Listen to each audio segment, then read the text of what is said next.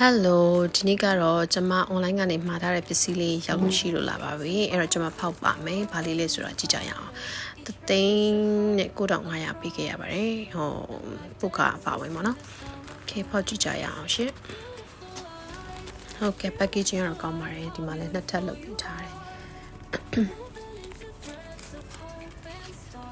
ဒါလေးကတော့အပေါ်ပိုင်းတစ်ထပ်ပါဒါလေးကတော့အောက်ပိုင်းဒီဖူလေးနဲ့ plastic ဖူလေးနဲ့ပေါ့နော်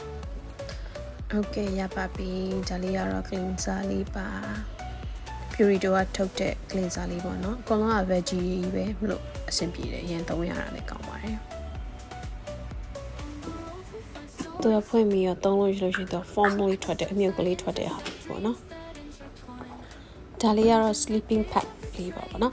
sleeping pad ကတော့ရန်နေလို့မရဘူးပေါ့နော်ညာဘက်တက်လို့ရှိရင်ကိုမျက်နှာကိုဒီ cleanser ပေါ့နော် cleanser နဲ့အရင်ဆုံးမျက်နှာဒီ makeup တွေအရင်ဆုံးဖြတ်ခေါင်းလေးနဲ့ဖြတ်ပြီးတော့ရှင် cleansing foam လေးသုံးရလို့ရှိရင် toner လေးပြီးသွားတဲ့အခါကျတော့moisturizer ဒါမှမဟုတ်ရှင် serum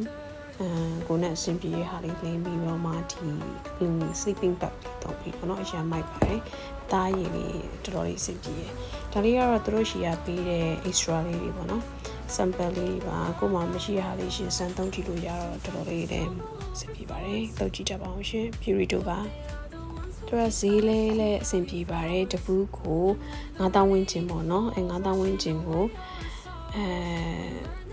တော်တော်လေးကြာကြီးသုံးရပါတယ်ရှစ်လလောက်တော့သုံးလို့ရတယ်ပေါ့နော်ကိုသုံးရင်သုံးလို့ခံနေပေါ့နော်ကဲသုံးကြည့်ကြပါအောင်နော် Purito ပါ